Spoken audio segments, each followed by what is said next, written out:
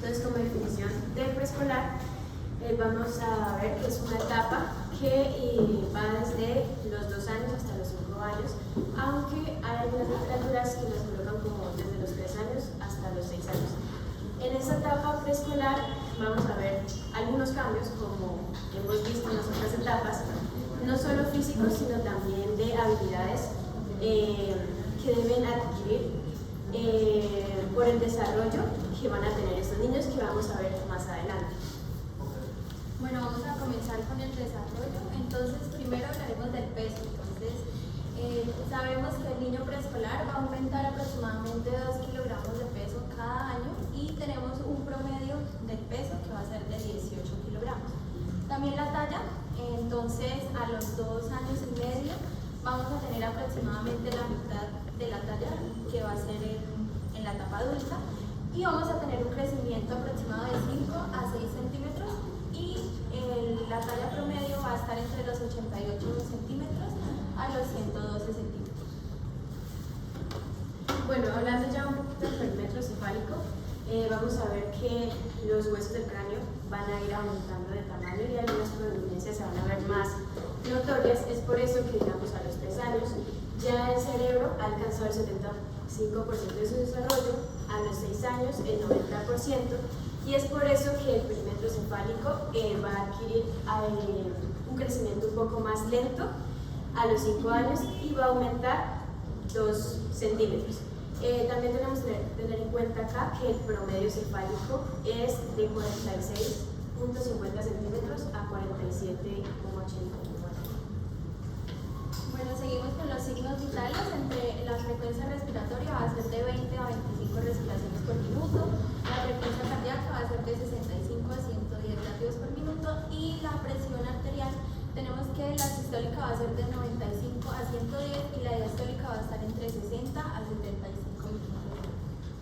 Y respecto a la agudeza visual, entonces cuando ya el niño preescolar va a tener los 3 años cumplidos, vamos a tener una agudeza visual de 20 sobre 30, a los 4 años cumplidos va a ser de 20 sobre 25 y entre los 5 y los 6 años va a ser de 20 sobre 20, que va a ser el valor normal en la vida adulta. Entonces ahora para hablar de la dentición, entonces el niño preescolar no va a tener una erupción dentaria, ya que al inicio de esta fase ya va a tener toda la dentadura primaria. Entonces vamos a ver que el rostro va a crecer proporcionalmente más que la cavidad craneana, es decir, la mandíbula se va a ensanchar y se va a preparar para la dentadura que va a ser permanente. Entonces acá tenemos que la salida de la dentadura permanente va a ser al principio de la etapa escolar, aunque también podemos ver que ocurre al final de la etapa preescolar. Bueno, vamos a hablar un poco del desarrollo de la conducta motriz. Vamos a empezar desde los 25 a los 30 meses. Lo primero que vamos a empezar a ver en estos meses es que el niño tiene que tener las habilidades para poder subir y bajar escaleras solo y sin apoyo, se para solo sin ayuda y sin apoyo, logra saltar con los pies juntos, inicia a pararse solo en un pie, agarra un crayón con los dedos apoyando la palma, usa una sola mano para lanzar una pelota, ensarta bolas grandes en un cable. A los 31 y 36 meses pasa de rodillas a parado sin ayuda de alguien.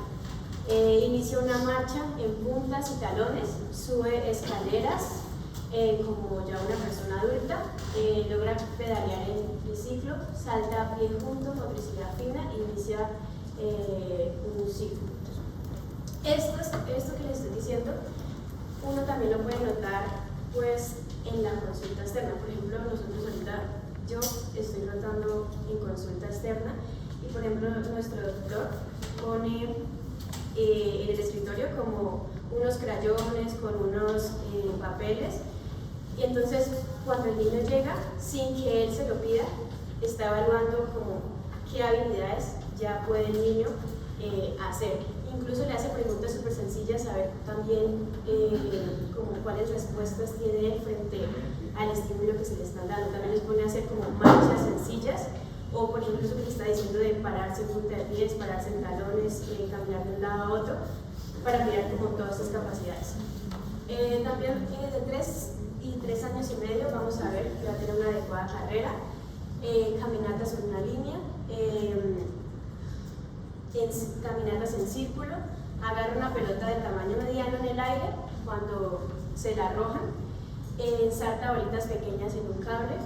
De 3 años y medio a 4 ya corre y patea una pelota, inicia salto en un pie, baja escaleras como un adulto, inicia bote, salta 3 escalones, traza un rombo, raya una hoja, como les estaba diciendo ahorita, lanza una pelota, pero ya a un punto específico.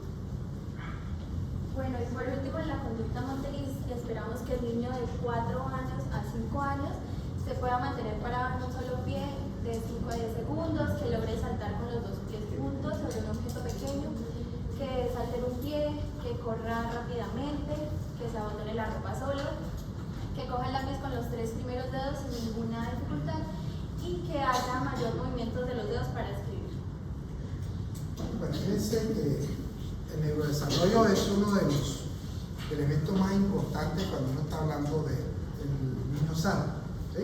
Porque estamos hablando de recién nacido que sostenía la cabeza y que tenía un desarrollo cefalocaudal con aumento del tono y fortalecimiento de lo que es el soporte axial a nivel de la columna, ¿cierto?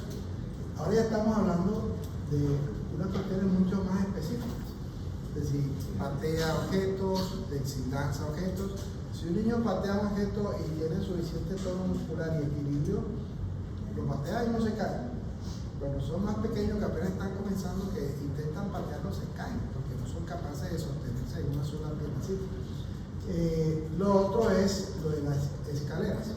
Ahí no solamente está hablando de la función neurológica, sino la visual, ¿sí? Porque el paciente que tiene astigmatismo va a confundir los planos de los escalones y va a caerse o le va a dar miedo y va a querer que lo sostengan para poder hacerlo. Entonces, patear, lanzar la escalera y saltar, ¿sí? Entonces, si ya el inicio salta en un solo pie, ya después son capaces de hacerlo con ambas piernas. Sigamos. La conducta adaptativa en el niño es referente a aquellas capacidades que tiene el niño para adaptarse a su ambiente, que incluyan, por ejemplo, la motricidad de los dedos, de las manos, de la relación social. O sea, la conducta adaptativa puede incluir cosas de lo que viene siendo la conducta del lenguaje, la motriz y la parte social. Cuando un niño hablamos de cierto rango de edad, debería tener ciertas capacidades adaptativas o conductas adaptativas. Por ejemplo, cuando está entre los 2 años, entre los 24 y 36 meses, el niño tiene la capacidad tiene que tener la capacidad de construir torres, de saltar cuerdas, de usar un lápiz para pintar trazo, manejar un chévere de puertas. O sea, cosas básicas que muchas veces se han desarrollado desde muy pequeño para poder crear proyectos de adaptarse de alguna manera a su ambiente y cómo desarrollarse. También tiene que tener la capacidad de poder reconocer, mayormente reconocer más que nombrar, reconocer ciertos objetos de forma simples. Esta también tiene que comenzar a hacer desarrollo de pinzas, de sonido de pinza, que muchas veces ya sea para escribir, para coger objetos, para muchas veces tactar o palpar algo, es necesario para ese desarrollo. También puede comenzar a aprender a hacer oposición a las cosas, o sea, básicamente como parte del desarrollo motriz, el hacer oposición a una fuerza o un movimiento. También tiene que ser capaz de utilizar objetos tanto grandes como pequeños, iniciar dibujo de figuras humanas, o sea, reconocer figuras en base a su desarrollo cognitivo. Cuando ya tiene 3 a 4 años, ya debería tener desarrollado de mejor manera, en base al entrenamiento de 3 años, el desarrollo de la pieza digital, ya sea para movimientos como abotonarse la camisa, o movimiento de cortar el papel, típico movimiento de los niños que se les da esas tijeras para cortar papel, esas manualidades, capacidad de cortar líquidos, o sea, básicamente hacer movimientos relacionados con la pinza o el agarre. También tiene que comenzar a desarrollar de los 3 a 4 años una mayor independencia, o sea, no completa, pero sí una mayor independencia que puede tener entre ellas acciones como vestirse o desvestirse. Obviamente el vestirse va a ser con más, no va a ser del todo, pero sí puede evitar apoyo de sus padres o de sus cuidadores. El desvestirse sí tiene que ser completamente más fácil, tiene que hacerlo de manera casi independiente. Tiene que comenzar a lavarse la mano, etc. O sea, básicamente desarrollar hábitos higiénicos a esta edad. También ya tiene que comenzar a reconocer letras y números básicos, también nombrar objetos básicos que haya conocido el niño, figuras básicas, y también habilidades como la escritura para el dibujo de líneas, etc. Ya cuando dicen de los 4 o 5 años, el niño ya tiene que ser capaz completamente de hacer ejercicio secuencial con las manos, puede también tener que contar con los dedos, ya comenzando ya a conocer la cantidad de números y el movimiento de sus dedos, el movimiento digital, de pinza. Ya tiene que ser más independiente en su concepto del autocuidado, ya sí tiene que ser más completamente, puede vestirse de manera completamente independiente, desvestirse, las manos, etc. O sea, ya debería tener más que fin esos tipos de acciones de aseo. También tiene que tener una mayor destreza con actividades de motricidad fina, como recortar líneas y saltar puertas, ya lo que decía anteriormente lo hacían con más dificultad, obviamente, los niños de 4 años tienen dificultad para llevar ese pulso, aquí ya debería tener un poquitico mejor desarrollado, y a los 5 años ya deberían ser todas actividades de autocuidado sin ninguna ayuda, sin ningún apoyo, ya deberían ser más o menos de ese aspecto independientes. Si no tienen ese tipo de desarrollo puede ser tal vez un defecto en el desarrollo. También tienen que tener más desarrolladas las habilidades de destreza, de movimientos físicos, también mayor pulso. Entonces, básicamente, la conducta adaptativa mediante va creciendo, se les da desarrollando habilidades al niño con las que puede desarrollar diferentes actividades académicas, de movimiento o de su vida diaria. Bueno, dentro de la consulta del niño sano, en esta etapa, el doctor lo dijo, la independencia. Tiene que promoverse la independencia. O sea, el niño tiene que aprender a vestirse solo, a divertirse solo, el niño tiene que aprender a hacer todo lo que él pueda hacer solo, que esté, digamos, a su nivel. Y los padres, los cuidadores deben facilitar que eso pase, porque si no, así se queda. Y ustedes saben, ¿ves? Y queda dependiente de todo, van a ser personas que siempre van a necesitar la aprobación de otro para hacer cualquier cosa. Profe, y en el peor de los casos también puede desarrollar este complejo que tienen muchas personas en Estados Unidos, que se está volviendo casi un problema, el desarrollo de hombre-bebé, que es básicamente una persona que ya siendo desde su edad adulta, ya es adulto, es completamente dependiente a padres y a familiares y no desarrolla ese tipo de independencia. He visto casos, he oído casos de hombres ya de 27 años, etcétera, no tienen trabajo, viven en las sótanos de sus padres y madres, viven completamente de ellos, no generan ningún tipo de independencia. Ni tienen trabajo ni están buscando. Incluso uno Y el logra. problema es que eso les puede afectar al futuro cuando ya quieran desarrollarse en su vida personal, Claro. en su trabajo. Es decir, porque ya les mentalidad de Papá y mamá tienen que darme todo porque yo soy su hijo. Incluso uno ya los pone a que ellos seleccionen la ropa que se van a poner. Es decir, con la Eso es lo que supervisión quisiera de ver. uno, pero uno le dice, escoge qué ropa te vas a poner. Y entonces ya ellos empiezan a escoger la ropa también. Yo pienso que, bueno, ya algunos autores dicen que esto que estamos hablando es la real pandemia de nuestros tiempos. O sea, las personas que son dependientes de los adultos, porque es que no nos enseñamos. O sea, piensan que los niños son como unos ositos de peluche y lo voy a tener bonito todo el tiempo. Hay papás que dicen, uno les habla sobre la alimentación complementaria, como debe ser, la educación, la crianza. No, pero es que después llora y a mí no me gusta que llore. Por ejemplo, dicen cosas como esa, en donde es una cosa absolutamente fuera de lo normal, porque es la forma como tiene de complicarse, ¿no? Si uno le dice a una mamá, no, es que el bebé, por decir algo, ya recibió leche materna, ya no debe seguir con el pezón en la boca, ¿sí? Y no, les cuesta trabajo y son capaces de permanecer toda una madrugada así, por tal de que el bebé no llore, ¿sí? Entonces eso. Los signos vitales, si ustedes se dan cuenta, a través de las etapas que hemos venido viendo, cada vez los signos vitales tienen un rango menor. Yo creo que eso lo habíamos hablado. ¿Por qué? Los signos vitales tienen un rango menor. La frecuencia cardíaca es menor. La parte metabólica comienza a ser menos, entonces por eso Eso hablamos, ¿cierto? se van estabilizando los signos también el vitales. tamaño de la contaminación de los ojos. El consumo de calorías lleva a que haya un aumento en la necesidad de la función cardiovascular, ¿cierto? Entonces, si ya el índice metabólico va bajando, entonces eso de alguna forma también denota que hay menos uso del sistema cardiovascular. Bien. ¿Qué es el colecho? Dormir con el bebé en la cama. En esta etapa ya tienen que irse eliminando el colecho. De hecho, si ustedes les preguntan, bueno, el bebé recién nacido debe dormir en la habitación con los padres. Para mí sí. Sí. Sí, No, pero no es para mí, es lo que dice la Sí, norma. Sí, yo creo que bien. Se debe dormir. Recién nacido es recién nacido. Hay que vigilarlo. Ahora está como que tiene sobrino nuevo. No, profe, que yo tengo un sobrino y si lo ponen sufrir. Bueno, la idea es que sí, necesita mucho cuidado, mucha prevención y todas esas cosas, ¿sí? Pero ya después de los 3 meses, en la medida en que podamos irnos, chao, ¿sí? ¿Por qué? Porque ese es un comentario que se relaciona con lo que hablamos antes. Cuando ya el niño se da cuenta de todas las cosas y está pegado ahí al papá y a la mamá y tiene 1 año y todavía está ahí, ya después sacarlo va a ser como difícil, ¿sí? Y lo otro que también se va dando en esta etapa, que esos niños que no recibieron leche materna por algún motivo, también hay que irlos liberando del biberón, del tetero, ¿no? Porque si no, ustedes saben que las vías respiratorias altas van cambiando con la edad.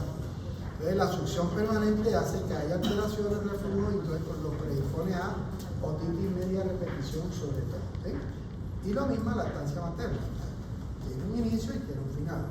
Muy buena y todos sabemos, pero eso no es por sécula secular, lo tiene que tener. Entonces, nosotros tenemos que ir regulando eso y la transición de la alimentación complementaria que se vaya instaurando y que vaya disminuyendo la lactancia materna. Y por último, en este momento, se hablaron del desarrollo neurológico, ¿no? Del cerebro, que más o menos hasta el 90% entre los 5 y los 6 años. Entonces, si se dan cuenta, es un momento propicio para que el niño aprenda muchas otras cosas, entre esos otros idiomas. ¿Ya? Bueno, la conducta del lenguaje es aquella capacidad que el niño va a estar desarrollando para poder expresar sus sentimientos, emociones, lo que quiere buscar o lo que no quiere buscar, molestia, etc. Básicamente la forma de expresarse el niño. Como sabemos muchas veces, si no se tiene un buen desarrollo, la persona tiende a identificarse lo que quiere sentir, expresar lo que quiere sentir o lo que quiere decir. El niño de los 2 a 3 años, más o menos el niño debería tener la capacidad de decir su nombre. Obviamente no lo va a decir de manera de me llamo Jorge Emilio, no, va a decir Jorge Emilio, o sea, va a tener complicaciones, pero al menos tiene que intentar decir su propio nombre. También su edad, tiene que también decirlo, más o menos aprenderlo, y el nombre de su padre y su madre. Ya, esto también puede aportar para el desarrollo de una conexión con sus padres, ya que esto va a comenzarlo de manera psicológica a adaptarlo como madre, padre, protección, defensa, básicamente relaciones con ellos.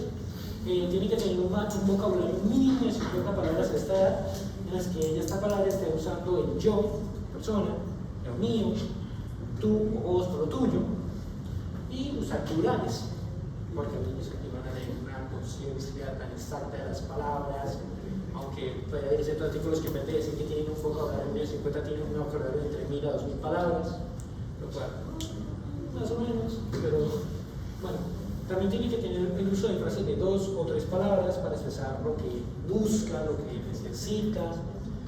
Muchas veces estas expresiones no van a ser como conjugadas, van a ser palabras simplemente querer, yo, eso, o algo por el estilo, porque no tiene tan desarrollado ese aspecto.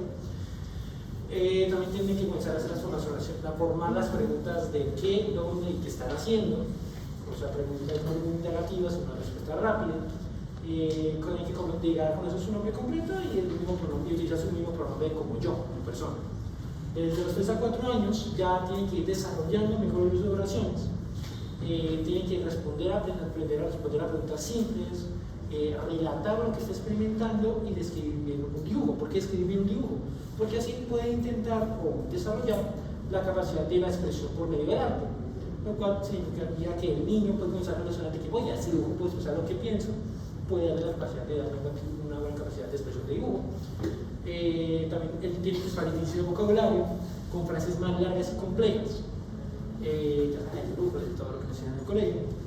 Desarrollar habilidades narrativas avanzadas, ya pueden tener la capacidad de poder hablar más directamente con la persona, más solamente utilizar ya más uniones de las palabras, y ya comenzar a generar preguntas más detalladas, como por ejemplo aquí vimos el dónde, ahí, o allá, o así, el qué, es algo, o qué están haciendo, y te dicen de respuesta rápida. Ya en esta edad el niño tiene que comenzar a formular preguntas como el por qué y el cómo. Ya sabes, que llevarían a respuestas un poquitico más extensas que simplemente una ubicación o algo que ya es objetivo de ver. Bueno, con respecto al lenguaje, ustedes saben que no todos los niños lo desarrollan con la misma rapidez, por decirlo así. Así como hay niños que hablan claro a los 8 meses, hay otros que tienen 2 años y todavía no se les entiende bien. ¿Sí? Entonces, siempre les decimos que el desarrollo se mide en muchas funciones, ¿no? La fuente motora, la parte de raciocinio, el lenguaje, toda esa cosa. O sea, si el niño no habla bien, pero todo lo demás está súper bien, entonces uno como que dice, no, aquí no está pasando probablemente nada grave a nivel neurológico, ¿sí? Pero eso depende también de la independencia que tenga el niño y de la interacción con los adultos.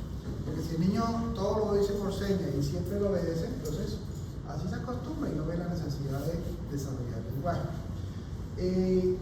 El lenguaje está relacionado con algo que yo le llamo el círculo de la comunicación. Si usted a un niño de 3 años le dice, bueno, vaya a tal sitio de la casa y tráigame el balón verde que está en el closet, ¿sí? Son variables. Ya tiene que llegar, primero escuchó, ¿no? Llegar hasta allá, identificar, ¿verdad? Y va y lo lleva a su habitación, ¿no? ¿Sí? Ese niño, si no está hablando fluidamente, todavía le falta muy poco para cerrar el círculo de la comunicación, pero ya por lo menos todo lo demás, lo que es la escucha y la comprensión, está bien. Es obvio que cuando estamos hablando de patología ya es otra cosa y no es el tema de hoy, pero por ejemplo, hay veces en la consulta que vienen y le dicen a uno, los padres, todos orgullosos, no, doctor, pregúntele al niño las capitales de los países de América.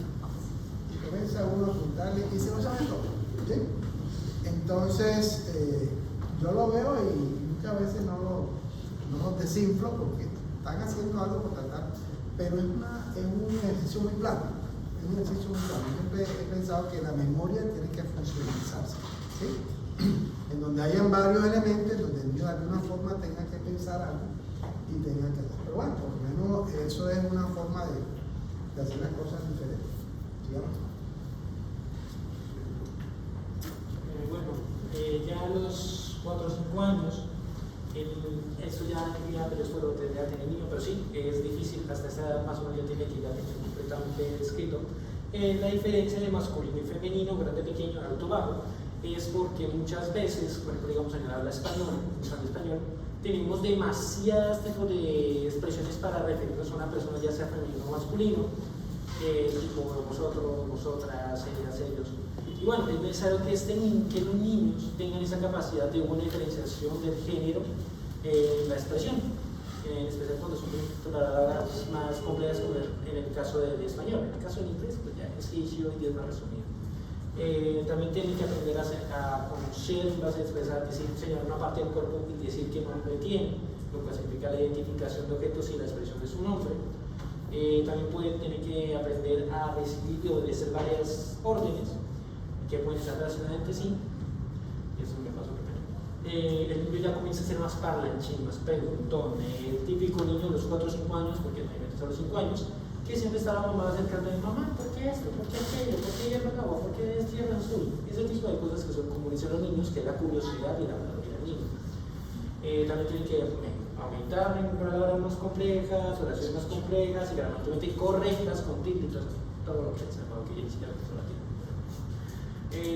Tienen que aprender a narrar sus historias, a expresar con mayor precisión y pues eso. Y a los 5 o 6 años pues ya tienen que ser una expresión, tienen que expresar de manera más clara sus emociones, tienen que expresarse de manera más alta sus sentimientos, tienen que tener mejores formadas las palabras, narrar la historia de manera más detallada de lo que antiguamente lo hacían, con introducción, desarrollo de conclusiones, especificación de los personajes, etc. Uso del lenguaje para expresar emociones más complejas y opiniones más complejas, no solamente no son opiniones.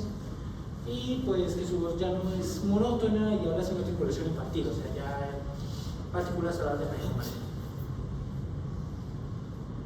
La conducta personal social, la capacidad del niño para relacionarse con otros, con los padres, con los amiguitos, compañeritos, con cualquiera, pues saben que son muy sociales. De los 2 a 3 años, pues el niño pues define objetos para su uso, O sea, ya esto es como de que ya el pudor que tienen los niños que comienzan a desarrollar, de que, ay, qué sucio, ay, qué sucio. Ese tipo de expresión del niño ya se el aspecto social de limpieza. También comienza a tener ese aspecto de explorar su entorno, de conocer darle curiosidad al niño prácticamente, que va a interactuar con otros niños. No va a ser relaciones muy complejas, pero al menos el inicio de interactuar es algo importante. Ya comienza a generar una empatía básica y puede tener preferencias y puede buscar también la aprobación de sus padres, como dijimos, la aprobación de sus padres, de que papá, ¿qué te parece esto? Me gusta, chévere, y chico todos. De los 3 a 4 años, el niño ya tiene que tener un amigo especial, o con el que cuenta historias, o sea, típico amiguito de la infancia real, de la infancia también desarrolla la autoconciencia y la identidad como persona, de que soy yo, el ser, ese aspecto personal. Ya se vuelve más cooperativo al momento de jugar con sus compañeros, amigos, etc. Tiene una expresión más clara de sus emociones, puede acabar aquí ya puede explotar, decir, esa forma de hablar sus emociones con otros. Tiene mayor interés en socializar, con tener amigos, y pues ya intenta más o menos tener resolución de conflictos simples. Toma un borrador de obra, así típico problema en solución simple. Ya de los 4 o 5 años ya genera más independencia, claro, o sea, los padres como independencia, puede hacer tareas fáciles, sin necesidad, o sea, básicamente la independencia que se expresa de manera social, puede compartir, ya comienza a compartir, en base a que ya generó empatía, ya generó relación anteriormente, con los años, pues ya comienza a compartir, ya sus juegos en grupo son más complejos, de colaboración, de cooperar. Ya tiene mejor comprensión de las normas sociales de lo que está más o menos bien, lo que está más o menos mal, se desarrolla más en 5 o 6 años, se especifica más en lo que está bien o mal. Expresa emociones, desarrolla amistades mejores, identifica a sus compañeros, que es importante, porque cuando anteriormente tiene amistades, más o menos es una relación de que no se identifica exactamente como compañero, sino como alguien que está ahí, y quién es compañero y quién no, o sea, se relaciona muchísimo, pero aquí ya es como más selectivo en sus amistades. De los 5 a 6 años, pues ya lo que es desarrolla una empatía más profunda, ya sabe lo que, oye, si se cae eso de llorar, si se cae hay que ayudarlo, si no, el niño pues está posiblemente teniendo problemas de desarrollar empatía. Un juego más elaborado y basado en reglas, ya, o sea, anteriormente era juego cooperativo, ahora es juego con reglas. Puede resolver conflictos más avanzados de los 5 o 6 años y pues tiene mayor capacidad de dar su opinión de manera más exacta y a sus compañeros.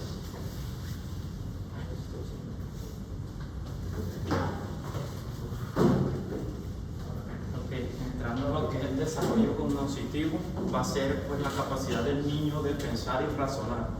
Vamos a encontrar que de 2 a 4 años el niño va a discurrir en un periodo entre la transición de la autosatisfacción propia del lactante y la conducta rudimentaria o tosca de la edad preescolar. Esta va a ser una etapa de investigación permanente para el niño y también se va a denominar pues etapa preconceptual, en la cual el niño va a percibir mejor el mundo a través de imágenes o de gráficos. De los 4 a los 7 años, esta es una fase del desarrollo cognitivo en la que el pensamiento se expresa mediante el lenguaje y el niño ya va a dejar pues de lado lo que es la expresión motora. Ya va a empezar el niño a hablar y no va a estar como mediante acciones o gestos. En esta etapa se denomina pues el pensamiento intuitivo. El niño actúa por lo que intuye. En la fase de operaciones concretas, que va a ser donde el niño pues puede sacar mediante su propia lógica conclusiones, pero esto va a estar limitado a lo que el niño ha visto, ha escuchado, y pues en esta fase pues el niño tiene todavía las ideas animistas y esto se va a ver expresado mediante pues los dibujos o las interpretaciones del niño. Se va a desarrollar pues la secuencia de la conservación. Y en esta fase el niño ejercita permanentemente la verificación de su entorno para entender pues cómo actúa cada cosa o cómo puede ir conociendo de cada objeto con el que interactúa. En la fase preconceptual que va a ser al principio de la preescolar, la inteligencia sensoriomotriz se transforma en un pensamiento propiamente dicho por influencia del lenguaje y la socialización. El niño va a pasar de una conducta de autosatisfacción a una de socialización permanente. Sin embargo, esta conducta va a estar basada en él mismo, va a ser egocéntrico, y en la manera de jugar también va a ser pues basada a lo que él diga. Alrededor de los 31 a 36 meses, 3 años, el niño investiga permanentemente el ambiente y sus posibles actividades en él. El juego, que ya va a ser simbólico, le puede permitir consolidar pues adquisiciones anteriores, y lo utiliza como el él y el por qué, y como instrumento primario de adaptación que lo pone en contacto con los hechos y las situaciones de la vida cotidiana. Mediante los juegos va a ir adaptando nuevas ideas y nuevas experiencias. Alrededor de los 3 años, el niño va a juzgar los hechos por su apariencia externa y no por una lógica objetiva. Va a ser incapaz de diferenciar sus propios actos y los de los hechos. En la fase del pensamiento intuitivo, alrededor de los 4 años, generalmente se va a reducir la egocentricidad y se aumenta la participación social. El niño va a ser más activo en cuanto a otros niños. Va a imitar a otros con el fin de incorporar sus valores o estatus para tratar de algún modo de parecerse a ellos. En esta etapa el juego adquiere un carácter más social y las reglas se convierten en una necesidad, y no van a existir límites claros entre el juego y el trabajo. Alrededor de los 5 años, el niño pues se va a basar en la experiencia ya personal y generaliza los símbolos con imágenes más amplias, según las experiencias exteriores, y los resultados va a jugar según pues las vivencias que él vaya experimentando. De los 6 a los 7 años suele terminar la fase preoperacional y empezar la fase de operaciones concretas, como ya anteriormente le he mencionado. El niño ya puede contar, aunque no tenga una idea clara pues, de los números, y primero actúa y después piensa. Emplea un lenguaje cada vez más apropiado, aún sin entender pues, a qué se está refiriendo o lo que está diciendo si está completamente bien. En cuanto al desarrollo psicosexual, vamos a tener que durante el 3er año de vida, el niño preescolar aún está en la etapa anal-ureteral muscular de su desarrollo psicosocial, por lo cual el niño se va a sentir bien porque ya está yendo al baño por sí solo. De los 3 a los 6 años discurre por la etapa fálica, que va a ser una etapa de autosatisfacción y en la cual va a presentar como un deseo hacia los padres. Y pues la tarea del niño en esta etapa va a ser que él va a lograr pues una identidad de género o una identidad sexual, aceptar las diferencias del género y lograr en plena forma un yo y un superior. Bueno, ¿ustedes qué opinan si le llega una paciente, una niña de 5 años, y la mamá está preocupada porque hay una nota del colegio del jardín que la niña siempre busca la silla o cualquier cosa y se estimula, se pega ahí los genitales y comienza de manera, supuestamente nadie la ve, ¿no? Pero se está estimulando allí, y eso lo hace con frecuencia. Por lo demás, la niña es una niña sana, buen desempeño escolar y neurológicamente bien. ¿Qué le dirían ustedes a esa mamá?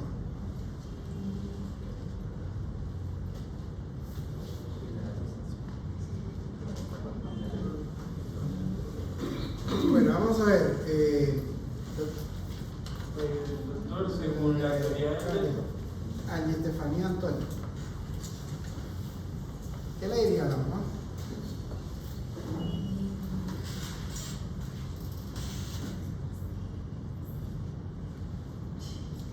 ¿Qué tú crees? ¿De acuerdo a lo que está diciendo el doctor acá?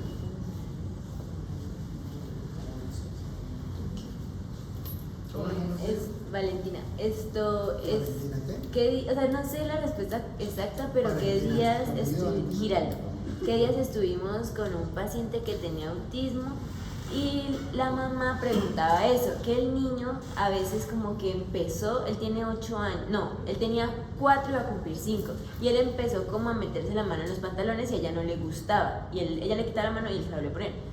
Pero la psiquiatra decía como que eso era normal y que ella iba a ver en muchas ocasiones, iba a notar que lo estuviera haciendo, pero que él no sabía si era malo o bueno, solo lo tenía la necesidad de hacerlo. Bueno, probablemente es el mismo caso con respecto a la época en que está viviendo el niño, ¿sí? O sea, la manifestación de esas etapas son diferentes entre el niño y otro.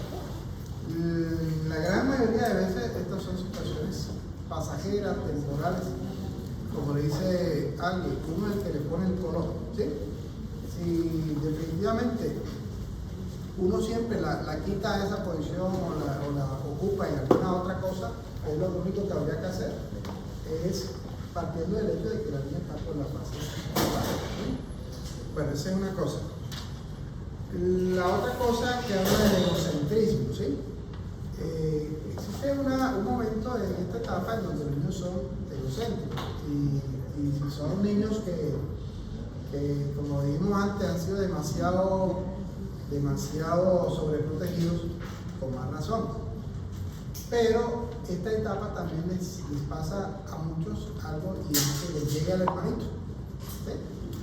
Entonces cuando les llega el hermanito ellos comienzan a tener unos comportamientos absolutamente diferentes, que si llega el hermanito a la consulta, para consulta adelantante, llega el hermano mayor y se porta re mal, todo lo coge, todo lo toca, pero que queriéndose hacer notar, ¿no? Ojo con eso porque realmente dan rabia, hacen que a uno le dé rabia, pero uno tiene que calmarse, porque el pobre pelado lo que está diciendo es, hombre, yo era el rey, ahora ya tengo que compartir el trono. Entonces a cualquiera le pasa. Si ustedes son médicos en un sitio y son los únicos médicos, los tratan bien, le pagan bien y todo lo demás, lo consienten, el día que digan, no, ya van a contratar a otro médico, como el propio dice, ya se me acabó el reinado, ¿no? Que le toca compartir el trono. Eso, aunque uno esté grande, le pasa. Ya viene mucha incertidumbre y muchas cosas. ¿Será que es que van a meter al otro y me van a ir sacando a mí a poco? ¿Sí? Muchas vainas.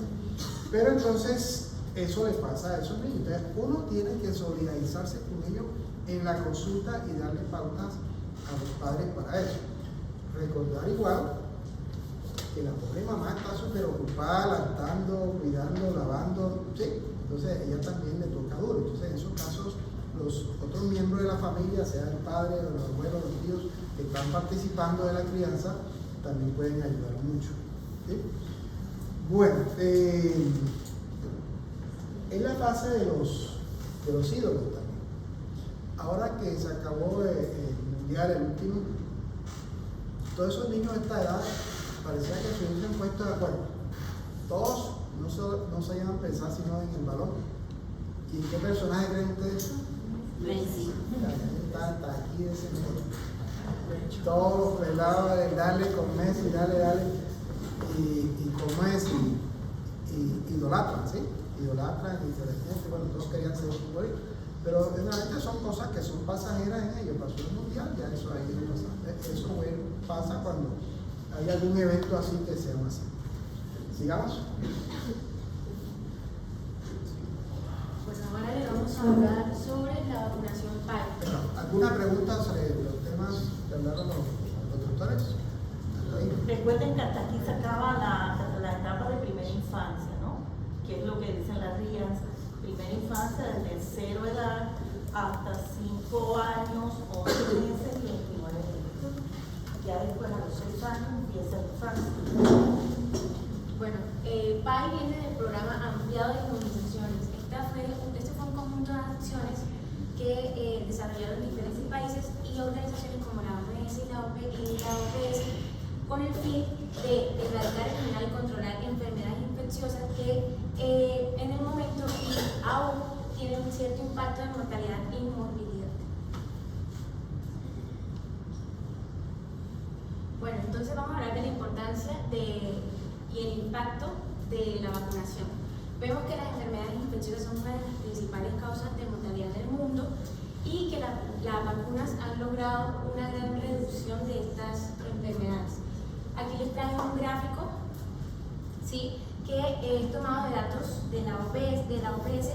Entonces vemos cómo se ha logrado eliminar y en otras enfermedades infecciosas erradicarlas por completo por medio de los programas de vacunación PAI. Tenemos que la poliomielitis ya no se reportaron casos hasta el 2019, 1994-2019. En el sarampión había casos aún, pero hay una disminución considerable con respecto a las décadas pasadas, de 1930 hasta 1984. En la rubeola hay casos todavía reportados hasta el 2019, porque bueno, esto es el reporte hasta el 2019, pero miren, considerablemente pasó de 370.567 personas a solo 26 personas, desde 2014 a 2019. En el tétano neonatal también, y así vemos considerablemente el impacto de la vacunación. Bueno, hay preguntas que muchas veces nos hacen los padres de familia y son básicamente para informar, o sea, desde lo más básico es... Antes que eso, ¿qué es una vacuna? A eso vamos. La vacuna es inocular a un paciente, a una persona con un patógeno que básicamente va a crear, pero va a estar inactivo, básicamente va a crear una respuesta inmunitaria de memoria para que más adelante, cuando la persona vuelva a tener contacto con ese patógeno, no impacte tan considerablemente en la salud, porque ya el cuerpo va a tener esa memoria. Antes que germen, podemos decir que es un biológico, ¿cierto? Porque no siempre es germen completo, a veces es una fracción, muchas cosas que están hechas a través de ingeniería genética, ¿sí? Pero básicamente una vacuna es una oportunidad que uno le da al cuerpo de defenderse, ¿sí? Bueno, ¿y ustedes qué opinan si preguntémosle a cómo es a Luis Fernando Cabrales? Luis Fernando, si la mamá le dice a usted, Víctor, ¿y yo para qué voy a vacunar a mi hijo si le va a dar fiebre? ¿Usted qué opina? ¿Me aconseja? ¿Lo hago o no lo hago? Sí, claro, por supuesto que diría que primero que todo la vacuna es como un sistema de defensa que va a tener uno para el momento en el que se va a encontrar con ciertos patrones. Entonces, por supuesto le diría que sí, le explicaría que sí, de pronto le va a dar de pronto un poquito de fiebre, un poquito de dolor, pero que eso es normal y que es mejor que tenga 2 o 3 días de fiebre y un poquito de dolor que la enfermedad que Sí, va a doctor, sí, eso es cierto, pero es que yo estuve leyendo en internet que hay unos grupos que son antivacunas y entonces ellos dicen una cantidad de cosas y que si vacuno a mi hijo le va a dar autismo, que una cantidad de cosas. Entonces en la casa estamos discutiendo el tema. Yo vine hoy a que usted me dijera, a ver, ¿qué hacemos? Lo mismo, le digo, yo te recomiendo que lo vacunes, pero la decisión creo que ahí es de familia. Entonces, ahí me quiero llevar ahí. Bueno, acuérdate que estamos hablando de que eso es obligatorio porque es una obligación epidemiológica y una obligación porque tenemos que cuidar a esos niños de esa enfermedad. Ellos no pueden decidir eso, ¿sí? No, los niños no deciden, por tanto tú no le puedes dar la opción a los papás que ellos sean los que decidan, porque ellos no pueden, los niños no tienen decisión en ese momento, ya eso sí es una cuestión legal. Sí sé que los niños no, pero pensé que los padres se podrían ahí como decir no. A los menores de 5 años no. Okay. Esa es una obligación y epidemiológicamente es una obligación. Pero nosotros, todos los médicos tenemos que ser pro vacunas, ¿sí? Eso se ha comprobado hablando del tema específico del autismo que han asociado con algunas vacunas y eso no es así, ¿ok? Entonces nosotros debemos darle la opción, debemos decirle que es una necesidad y es una obligación a los menores. Bueno, ya se respondieron varias preguntas de las que estaban aquí, entonces paso. Pero es práctica, ¿no? Es que fueron las preguntas. Entonces, muchas gracias. Ahí está, ¿cómo se obtiene el activante debilitante de los microorganismos de la enfermedad? Lo mismo que entonces, la respuesta también a la pregunta que ustedes le había dicho a mi compañero, si son seguras las vacunas, sí. Y son muy seguras y sin embargo hay que tener precauciones con algunas de ellas, pero no hay que alertar a los padres de que los beneficios o los maleficios que se vayan a tener de esta vacunación van a ser, en parte los beneficios van a ser mayores, porque es mejor que un niño se vacune a que se enfrente a una enfermedad infecciosa que es mortal, como por ejemplo el tétanos, que causa rigidez y dolores musculares que puede llevar al paciente a la muerte, a que un niño ya esté inoculado y pues ya tenga su medio de defensa contra esa enfermedad. Y otro soporte que le podemos dar a los padres es que el sistema colombiano, la Sociedad Colombiana de Pediatría y la Asociación Colombiana de Infectología, además de otras instituciones, avalan el esquema de vacunación. Entonces, pues son cosas que le podemos decir a los padres familiares ante esas inquietudes y ante muchos mitos también que circulan, ¿sí? ¿Tienen las vacunas de efectos secundarios? Sí. Unos pueden ser inflamación local y otros pueden ser sistémicos o que muchas veces los padres creen que van a llevar a que su hijo tenga consecuencias más graves con respecto a su salud. Los locales, ahí podemos encontrar el dolor, calor, eritema y tumefacción en el área de la aplicación de la vacuna. Y otros síntomas, fiebre, exantemas, cefaleas, diarreas y mialgias. Frente a los efectos adversos, eso más adelante vamos a hablarlos a profundidad con respecto a las vacunas como tal. Entonces,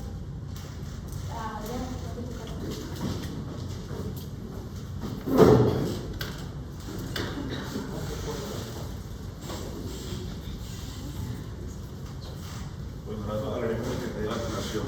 Este es un documento que va a ser parte de la historia de salud personal, el cual va a ser indispensable porque se van a registrar las vacunas que tienen las personas desde su nacimiento. Este va a ser requerido tanto para matrículas en entidades educativas, consultas médicas, cirugía y redes nacionales e internacionales. Vamos a tener que en el esquema de vacunación colombiano maneja 21 vacunas, las cuales nos protegen contra 25 enfermedades diferentes. La última actualización de este esquema fue en este presente año. Bueno, aquí le traje el esquema de vacunación. En el recién nacido se va a aplicar en el primer momento la BCG y la hepatitis B. A los 2 meses se va a aplicar la pentavalente, que va a tener la disteria, toferrina, tétano, hemófilos de influenza, tipo B, y hepatitis B. También se va a aplicar la vacuna contra el polio, la rotavirus y el neumococo. A los 4 meses se va a aplicar la segunda dosis de pentavariante, al igual que la de polio, rotavirus y neumococo. Pentavalente. Bueno, pero a ver, el esquema es ese, y bueno, yo me lo sé y ya, pero como médicos tenemos que tener un conocimiento. Devuélvete, por favor. Y por ejemplo, cuando uno pone el recién nacido, la BCG, ¿qué es la BCG? Eso protege contra la meningotuberculosis. Y, o sea, ¿van a explicar ahora contra qué protege y todas esas cosas? ¿O ya tú eres que estás en la explicación? No, todavía no. ¿Sí? Ah, bueno. Cuando hablaba de la pentavalente, uno habla de la DPT. Vamos a la DPT. ¿Qué significa DPT? Significa difteria, troferrina y tétano. Es contra tipo La D es difteria, la P significa qué? Toferrina y la Pertussis. pertussis. Es contra la toferrina, pero es la pertussis que es la T. Y la T, Tétano. bueno, pero fíjense que la DPT son gérmenes, son 3 gérmenes en una sola vacuna, Sí, son una sola. pero son 3 gérmenes. Sí, gérmenes. ¿Qué opinan ustedes? ¿Hay un germen de difteria, otro de pertussis y otro de tétano? No, es simplemente un patógeno que tiene como un epítopo específico que tiene en común que puede actuar como memoria inmunológica para estas. Sí, pero son contra 3 enfermedades diferentes. Sí. La pertussis sí es el germen atenuado. La difteria y la tétano son toxoides. ¿Qué es un toxoide? Es cuando la toxina se somete a algún medio, por ejemplo, radiaciones ionizantes, en donde le quita ese factor virulento, pero es capaz de desencadenar una respuesta inmunológica. Pero pasiva, porque ustedes saben que hay que poner varias dosis. No es como cuando la persona tiene la enfermedad. Entonces la DPT le dicen también la triple bacteriana. Cuando se asocia con la Haemophilus influenza tipo E y la hepatitis B, forman la pentavalente. ¿Qué significa pentavalente? 5 valencias o 5 unidades, ¿cierto? En este caso es 5 vacunas. Bueno, yo les pregunto, ¿la vacuna qué trae la vacuna? Normalmente, ¿qué traen las vacunas? ¿Qué elementos conforman una vacuna? No, la vacuna. La idea es que esto genere memoria inmunológica y pueda hacer desencadenar Doctor, anticuerpos. depende del tipo de vacuna, porque uno tiene el germen atenuado. Si tenemos un germen atenuado, ¿qué trae esa vacuna? El germen como tal, pero de una manera inactiva. ¿Y qué más? Coadyuvantes. Generalmente son conservantes y polarizantes, o sea, activadores, por decirlo de alguna forma. En eso está el acetato de aluminio. Y otros que son como el timerosal.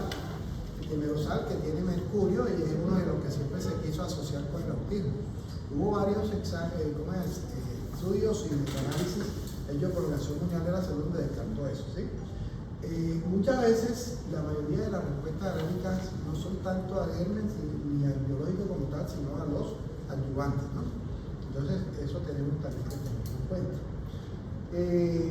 Bueno, entonces la polio. ¿Cómo se encuentra la polio?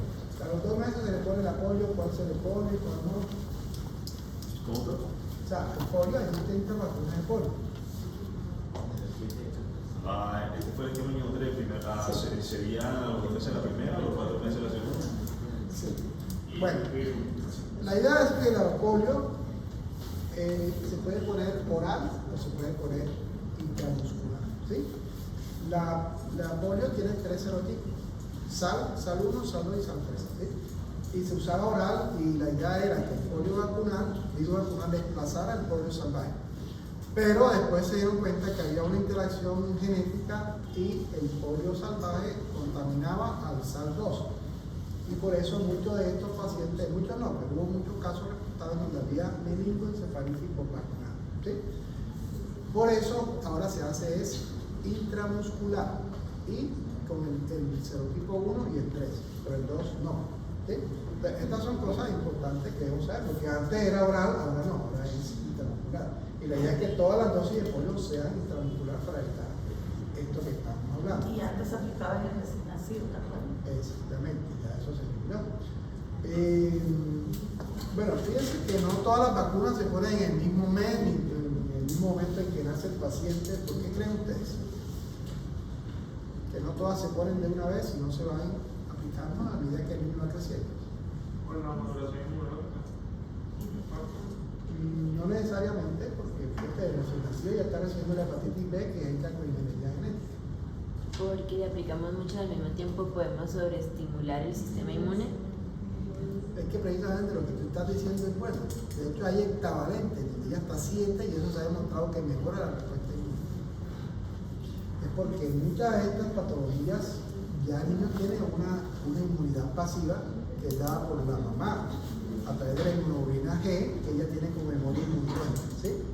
Pero no la M, porque la M es una molécula pentavalente que es grande y no es capaz de pasar por la barrera fetoplacentaria. Entonces, eso protege al bebé y después es que se van aplicando los demás. Por eso todo estudio que se haga de IgM y salga positivo es del paciente, no hay nada más. Bueno, entonces sigue la rotavirus. ¿Qué pasa con la rotavirus? ¿Contra qué enfermedad protege? Al rotavirus, pues contra la diarrea por rotavirus. Y si me lleva el niño a los 6 meses para que le ponga la vacuna para el rotavirus, ¿se lo aplicamos? Son 3 dosis, ¿cierto? Pasa la otra, pasa el otro.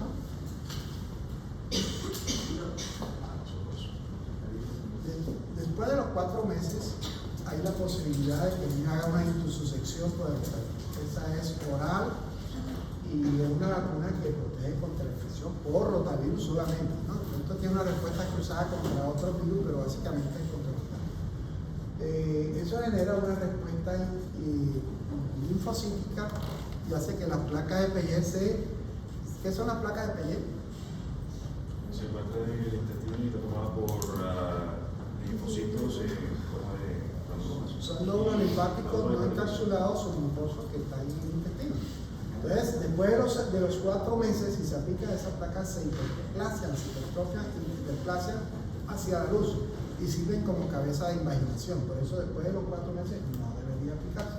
Es una vacuna que ha sido muy buena y también es con gérmenes que son atenuados, ¿no?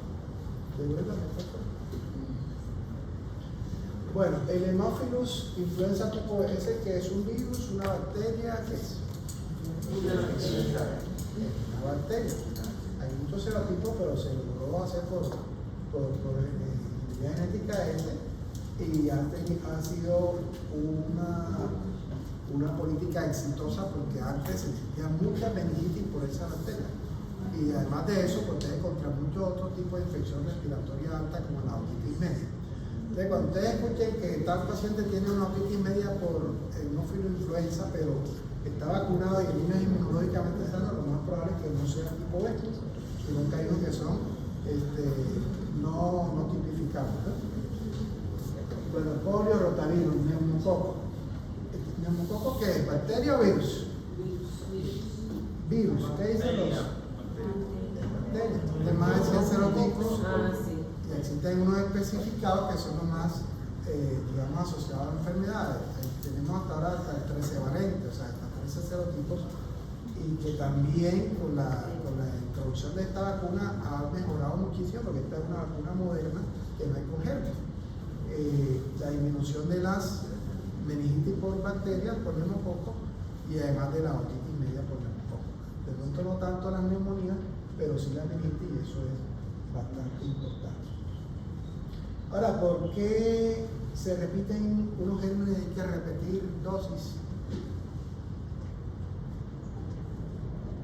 Porque la respuesta inmune tiene que reforzarse porque si no se va perdiendo la capacidad de respuesta. Sí, pero si tú pones hepatitis A, pones fiebre amarilla en una sola, en cambio las otras, ¿por qué? Porque esos son de gérmenes atenuados o sea, una vacuna con un germen atenuado es como una enfermedad controlada, ¿sí?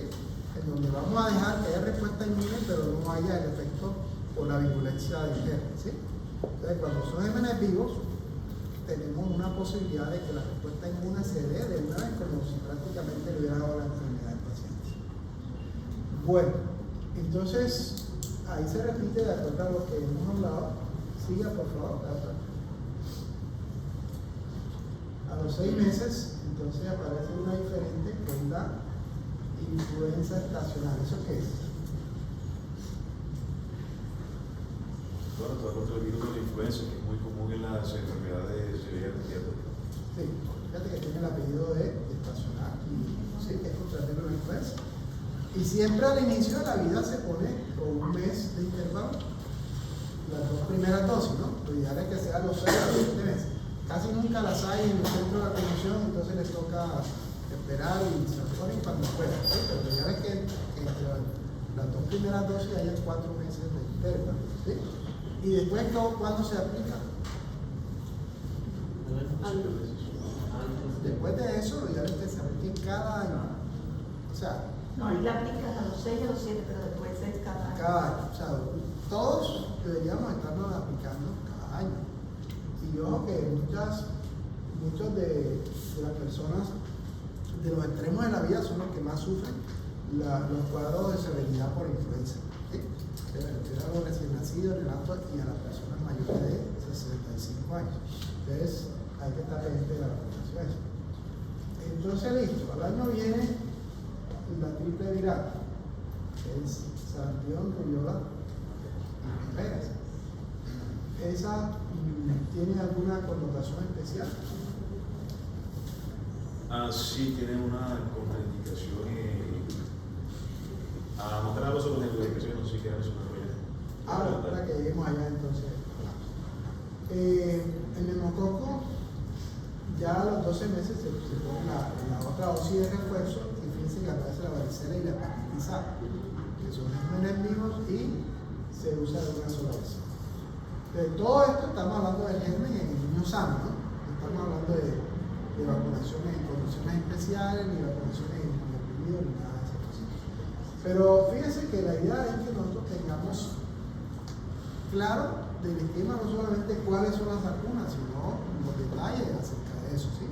Cuando hablamos de la DPT, cuando hablamos de la Haemophilus influenzae y el neumococo, que son vacunas de polisacáridos, o sea, las vacunas de polisacáridos son hechas a partir de una proteína del germen y por decir algo, ¿se acuerdan de la mitología del caballo de Troya?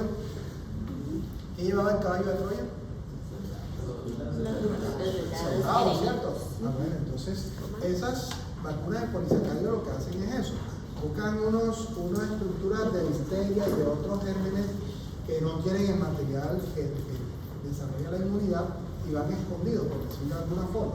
Entonces, el sistema inmune ataca inicialmente eso, pero adquiere la respuesta, la memoria inmunológica con la proteína de la bacteria que hemos metido ahí. ¿Sí?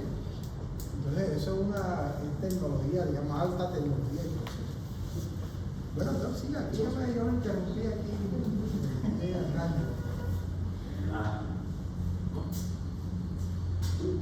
Este es para completarles que hasta los 60 años, cuando el doctor ya mencionó que la influenza anual se debería hacer anual para evitar esos riesgos que conlleva una persona de mayor edad.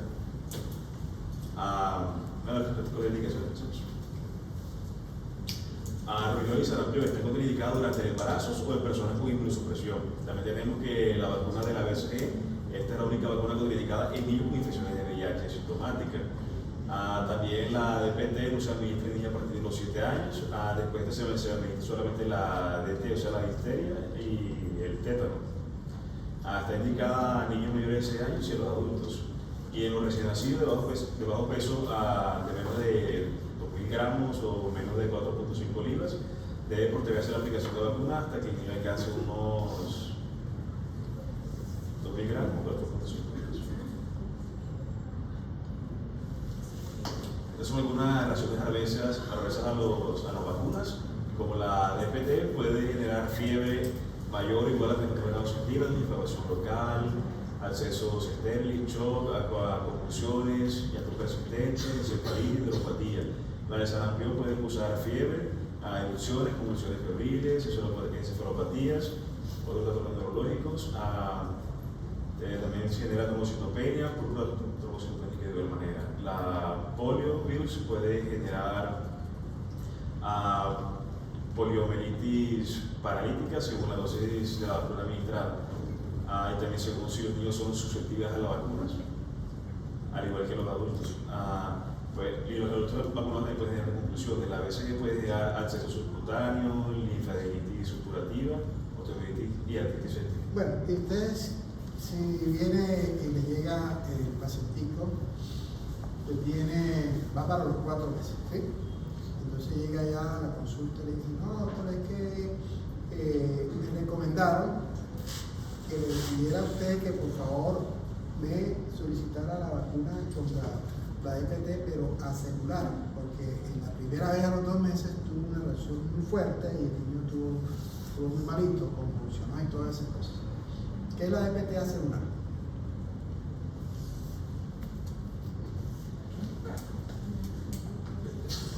Recuerden que es difteria, pertussis y tétano, ¿sí? Que la difteria y la tétano es toxoide y que la pertussis es la única que es germen y es la bacteria atenuada. Entonces, cuando eso pasa y se dice acelular es porque hay una presentación de la vacuna en donde la P de pertussis no está la bacteria completa, sino una polisacárido a partir de una proteína de la bacteria, ¿sí? Entonces, acelular significa eso, que no está la célula de germen, sino lo que se deriva a partir de la proteína de eso.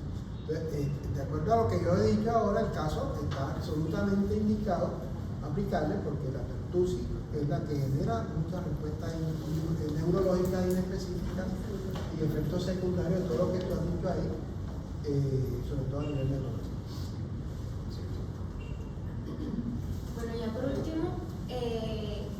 traje los 11 retos y avances del esquema de vacunación para el 2023. No los voy a leer todos porque básicamente tienen como el mismo objetivo. Tras el reto que significó la pandemia, muchas personas y muchos niños también dejaron de acudir a sus controles para practicar ese esquema de vacunación.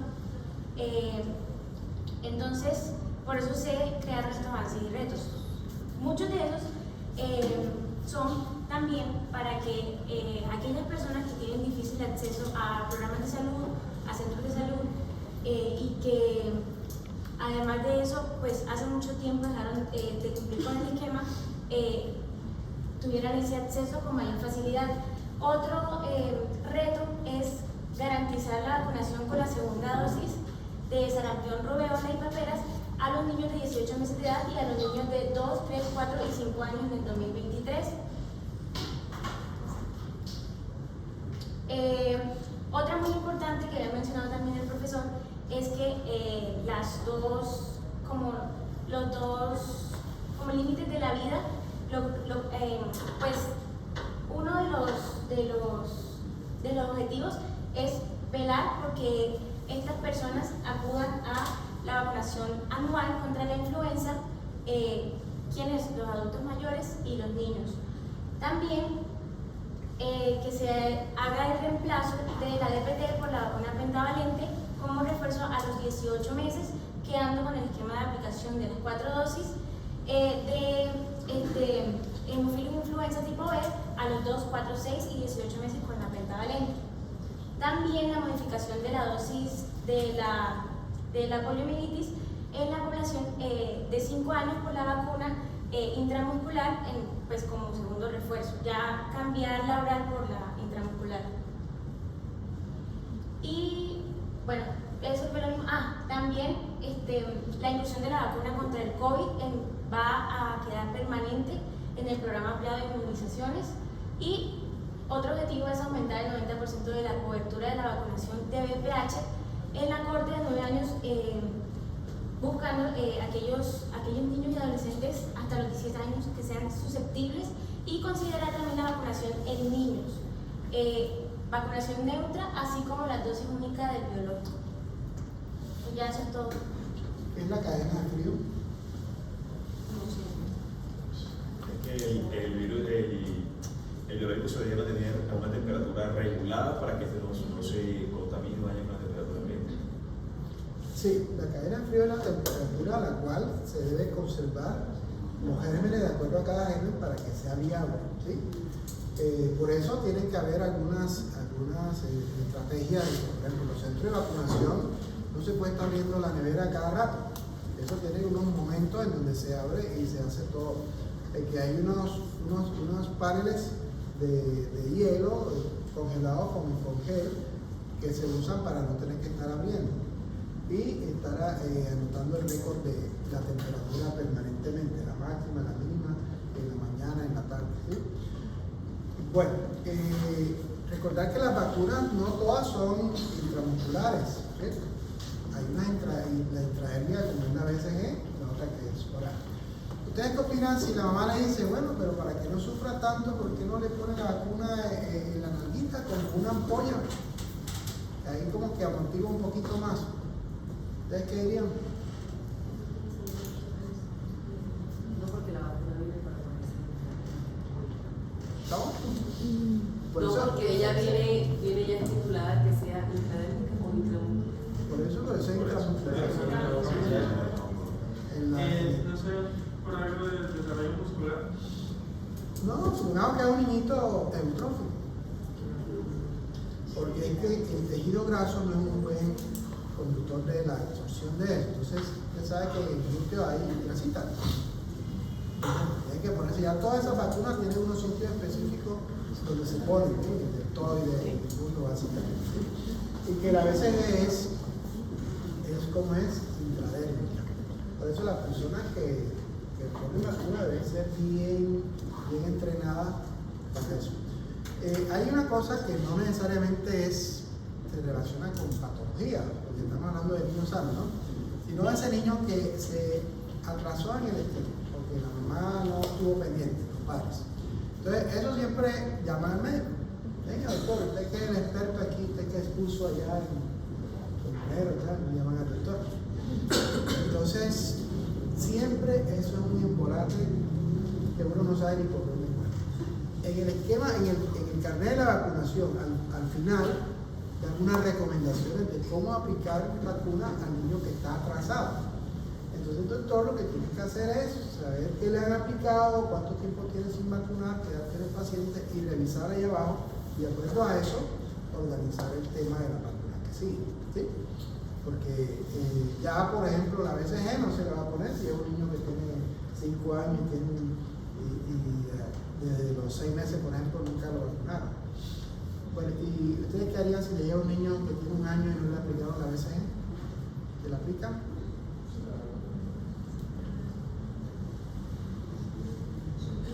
Generalmente no, a menos que sea, por ejemplo, población indígena, en donde se le pide el PPD de acuerdo a eso, ¿sí? Que ya sea una población que tiene una prevalencia muy alta de la patología. Porque son contactos de lepra. Porque sea contacto de lepra. Entre otras cosas, la BCG también produce por reacción cruzada cierta protección contra la lepra, ¿sí? Y la protección básica es contra la meningitis bacteriana y un porcentaje contra la TB pulmonar, ¿sí? Bueno, no sé qué preguntas tienen, doctor Mario, no sé quién es el que decir.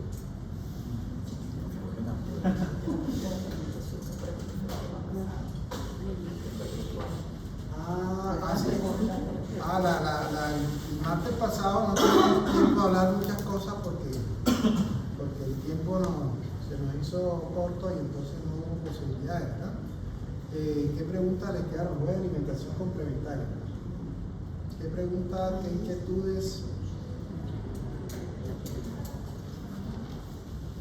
Bueno, 6 meses, llega la mamá, juiciosa.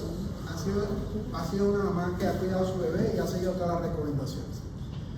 Leche materna exclusiva hasta ahí, buen peso, buena talla, desarrollo adecuado, no se ha enfermado ni nada, ¿sí? Ustedes son unos supermédicos que han hecho las cosas súper bien. Y la mamá va del supermédico, la supermédica, ¿cierto?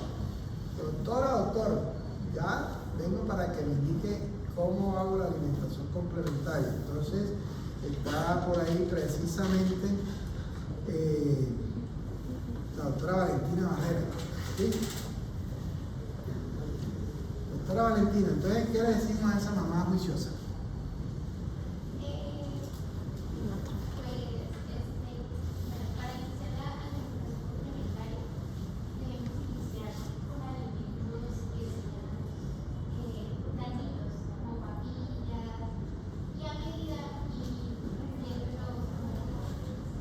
Listo, pero además quiere algo como así específico, ¿qué le doy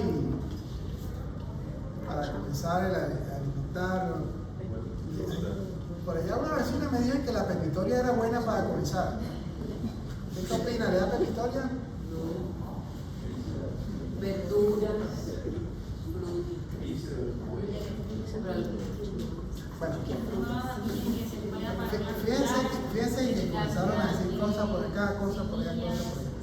Pero la pobre mamá, que de pronto es una mamá joven que es el primer bebé, a veces que hasta apenas le da a preguntar, se puede ir confundida, ¿cierto? Entonces necesitamos ser muy prácticos en esto. Entonces nosotros allá siempre les decimos a las mamás, y queremos que ustedes tengan claro que no es solamente introducir alimentos, es todo un complejo, ¿sí? ¿Por qué a los 6 meses es que vamos a darle alimentos? Lo dijeron los doctores la vez pasada, porque ese es el momento en donde inmunológicamente, gastroenterológicamente y desde el punto de vista neuromuscular está el paciente apto para eso, ¿sí? Está apto para eso. Si ustedes van a la literatura y dicen que se puede comenzar de los 4 a los 6 meses, pero realmente lo ideal es comenzar a los 6 meses. Cuando uno comienza antes, por ejemplo, a los 5 meses, cuando el niño ha tenido muchos problemas con la tolerancia a la leche, sea la leche materna o leche de fórmula, ¿sí? Entonces, no sabe uno qué hacer y llegaron a los 5 meses, no, vamos a iniciar la alimentación complementaria a este niño y nos vamos quitando ese problemita de encima, ¿cierto? Y la mayoría de las veces resultan bien porque les gusta la comida. ¿Qué puede comer el niño a partir de los 6 meses, así de manera general? ¿Quién me da una respuesta? Alimentación rica en hierro. De manera general. ¿Se reunió alguna vez todas las instituciones, todos los docentes de gastroenterología pediátrica, de pediatría, medicina familiar, nutrición? Eso ya hace como 5 años. Y a partir de ahí han venido sacando artículos, pero esa vez se reunieron porque es que había mucha divagación con respecto al tema. ¿Y qué dijeron? Que en palabras más, palabras menos, a partir de los 6 meses se puede comer de todo. ¿Sí? Lo que pasa es que uno todavía no se traga ese concepto de que de todo, oiga, dele, por ejemplo, la Victoria que dijo la vecina de la doctora, ¿sí? Y comienza uno como de todas maneras a hacer esto. Pero la idea es que esto es más allá de comer, ¿sí? de pasar un alimento, va más allá, porque vamos a enseñar a comer alimento. ¿Qué pasa si al niño le dan pura papilla, puro jugo, puro caldo? ¿Qué pasa cuando tenga 1 año, año y medio? No va a desarrollar bien los movimientos mandibulares. Recuerden de su anatomía, que sacaron 480 ya en anatomía, ¿se acuerdan? Que hay músculos para la masticación, y la doctora ahí, y músculos para la deglución, ¿cierto? Esos músculos no adquieren la tonicidad adecuada para masticar y para deglutir. Entonces el niño cuando llega allá no es que no quiera, sino que es obvio, se acostumbró, pero tampoco puede. Entonces hay que enseñarlo en ese momento y no es la idea porque el momento nutricional no es ese. Ya él debió haber aprendido para comer de todo, que es lo que necesita. ¿Sí? Entonces nosotros le decimos siempre, hay que enseñar a comer al niño. ¿Sí? ¿Sal? ¿Le podemos dar sal? No, hasta el año. La carga renal de soluto puede generar cambios a nivel de los capilares nodulares y puede generar situaciones que se asumen si el niño ya tenga una patología renal más adelante, ¿sí? Para asegurar la reserva de parénquima renal. Azúcar, idealmente no, ¿cierto? Entonces, comenzamos. ¿Con qué comenzamos? Generalmente ustedes pueden leer y van a encontrar muchas cosas, pero nosotros recomendamos comenzar con frutas que no sean ácidas. Como vamos a enseñarlo a comer, que no sea en jugos ni sea absolutamente machacado, sino que tenga grumos, que tenga pedacitos, que el niño tenga la sensación de que algo va pasando por la boca y que tiene la necesidad de procesar en la boca, ¿sí? Entonces, ¿cuál es la respuesta de las mamás? Es que el niño se atora. Y con ese cuento van, y cuando ya tiene 1 año y medio, te van a la consulta. Es que el niño no quiere comer nada. Esa es culpa suya, ya no lo enseñó a comer. Entonces se atora, y eso es fácil. Simplemente le hace más pequeño el grumo de lo que le va a dar y ahí vamos. ¿Sí? Entonces, si le dan papaya, eso. Si le damos mango, eso. Y si le dan manzana, ¿cómo harían? La pueden hacer 2 cosas, la rayan que quede gruesa o la pasan a cocción un poquito que se ablande y le hacen el mismo proceso. ¿Sí? Entonces ahí va. Entonces la fruta, comenzamos por ahí. Comenzamos con carne, con proteína, carne de res. ¿Qué es lo que ustedes ven a nivel cultural que hace la gente con la carne y los res? O sea, se lo dan, ¿qué hace? Para que la chupe. Entonces dicen, no, pero la dejó blanca, le sacó todo el extracto, ¿no? No le sacó nada, ¿sí? Entonces, eso es una costumbre cultural que no tiene nada que ver, no aporta nada y que incluso es peligrosa. La deglute y entonces puede atorarse el niño, ¿sí? Entonces, la carne de res es la textura más difícil de procesar y de deglutir. Por eso esa sí tiene que ser bien molida desde el inicio, sin condimento y sin sal, ¿sí? Y que la pase toda, ¿ya? La carne de pollo, otra proteína, sin piel, y la carne de res obviamente que no sea gordita, ¿no? La carne de pollo sin piel y la ya esa más dúctil, digamos, el tejido, y se puede hilatar lo más que se pueda y la pasa al bebé sin problema, ¿sí? Los vegetales, partirlo en pedazos minúsculos, micro pedacitos para que el niño lo pase también. A medida que vaya creciendo, él vaya digamos, asignando la fibra, la celulosa, y entonces cuando tenga 1 año ya él va a ser un experto en comer cebolla, tomate y todas las legumbres. de cereales. Generalmente comenzamos con arroz. Le damos el arroz hecho, el arroz ese que blanco que le damos toda una vez sin grano de entero. ¿Qué dicen ustedes? No, todavía no. El bebé todavía no tiene control completo del tronco, ¿cierto? Si le damos arroz de eso, no es que no lo pueda comer, no lo debe, porque si se pierde el control del tronco, libera el control de la vía aerodigestiva superior y puede aspirar, ¿sí? Entonces, mejor es darle arroz, pero en fécula, o sea, en polvo. Entonces, pero idealmente que no tenga azúcar. Ustedes ven productos de ¿sí? Cepi, no sé qué, pero todo eso tiene azúcar.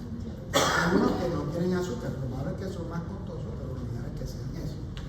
¿Y cómo se les da? Eso trae una cuchara medidora, entonces se ponen generalmente 2, se mezcla con un poquito de agua y ahí se hace una papilla y le da lo que se llama, ¿sí? Entonces le damos la proteína, las frutas, el cereal, el huevo. Bueno, entonces, ¿cómo se le da huevo? Cocido. Si no, que primero la yema, primero la clara, que la mamá haga lo que quiera, porque ¿Cómo se? ¿sí? Obviamente frito no, debe ser cocido porque. Y cocido no tan cocido. ¿Ustedes no han visto? ¿A ustedes les gusta la arepa de huevo? Sí. Creía que no. ¿Ustedes no han visto a veces que ese huevo o los huevos que vienen en la papa, la parte, la yema viene como gris? Eso está bien. ¿Cómo? Bien cocido. No, eso es proteína degenerada. ¿Sí? O sea, cuando uno está comiendo eso, está comiendo, digamos, aminoácidos chuecos, por decirlo de alguna forma, ¿sí? Pero esa es una proteína desnaturalizada. Entonces, tampoco es bueno darle demasiado calor, porque ¿sí? Entonces, los huevos tienen que ser cocidos, igual lo que será cocido, pero no demasiado Como 5 minutos. Sí, puede ser. Pero que 5 minutos queda muy blanco. Que la yema quede en forma bonita. Y obvio sin sal, como ya habíamos comentado, ¿cierto? Y de las harinas, ¿qué le damos a harina? A ver. Comencemos con una harina más clásica, una papa. Papa sancochada, al vapor, como quieran decir, ¿sí? Se sancochó la papa sin cáscara, ¿y qué se hace con la papa? Puré no. Puré, lo mejor del puré es que quede completamente fino. Cuando uno está comiendo puré y encuentra el grano, no, este puré no está bien, un pedacito de papa, ¿cierto? Porque la machacamos, pero que queden nuevamente grumos, pedacitos pequeños para que el paciente, el bebé, lo pueda comer sin problemas. Entonces, a la medida que él va creciendo, todo eso se va. Entonces, con eso podemos comenzar. La leche materna, ¿cuándo se la da? Bueno, hay una situación y es la siguiente, que hay una transición, ¿no? Entre la leche materna y la leche que come la alimentación complementaria. Entonces no es que la leche materna cuando comienza la alimentación complementaria va a desaparecer, ¿no? Acuérdense que lo ideal es Hasta los 2 años. La leche. a los 2 años, ¿sí? Entonces, ¿qué hacemos? Lo que queremos es que el niño se enamore de la leche. Vamos a darle prioridad el tiempo al alimento y después le damos la leche materna, ¿verdad? Cuando llega a los 6 meses, el niño no puede aumentar, o sea, no le debemos aumentar la frecuencia con que le damos leche materna. Porque supuestamente ya viene con un ritmo de cada 2, máximo cada 3 horas. Entonces, a partir de ahí no podemos aumentarle, al contrario. Quedamos igual por un tiempito mientras el niño se adapta a la nueva comida y después comenzamos incluso a disminuir la leche materna y que vaya subiendo la alimentación complementaria. ¿Sí? Y no dar la leche materna primero y después la comida. Es decir, porque a veces dicen que dar la leche materna y después dar la comida, ¿no? Si tú le das leche ya el niño no va a querer comida. Doc, y siempre tiene que ser como cada cosa por su lado, o sea, los vegetales, la fruta, las proteínas, La presentación. presentación. Se puede combinar. A ver, ¿También? al inicio, esa es una experiencia absolutamente nueva para el bebé, ¿sí? Un sabor nuevo, un color nuevo, una textura nueva, una temperatura diferente, ¿sí? Generalmente casi nunca se da exactamente un solo alimento ahora y otro después. Y ahora ustedes van a escuchar por ahí que le digan, no, es que el alimento X quiere que dárselo por 3 días seguidos. No nosotros no estamos particularmente de acuerdo con eso. Entonces, ¿cuánto tiempo va a demorar para que el niño tenga la experiencia con todos los alimentos? No, uno está observando. Ahora, ¿por qué se cambió la táctica y por qué todas esas instituciones subieron y dijeron eso? Porque antes no era así. Antes, cuidado le daba antes de los 9 meses, cuidado le daba pescado antes de los 2 años. No dicho, era una cuestión que era absolutamente punitiva casi. Porque es que en la medida en que el niño esté en contacto con esos antígenos, va a tolerarlo inmunológicamente mejor. O sea, su desarrollo inmunológico se va a ir dando a la par de la tolerancia de esos antígenos de la naturaleza. ¿Sí? Es que ustedes le dijeron que le diera carne y entonces el niño se brotó. No, es que el doctor hizo que le diera. No, si se iba a brotar por carne, se iba a brotar si se la daba ahora o a los 10 años igual. ¿Sí? Incluso si se la daba a los 10 años y se brotaba ya, iba a ser peor, porque inmunológicamente tiene más carga, más experiencia. Así que esa es más o menos la forma como vamos. En la medida que el niño va creciendo, le vamos introduciendo todos los nutrientes. ¿Sí? Por ejemplo, ya después que vienen las vísceras, ¿sí?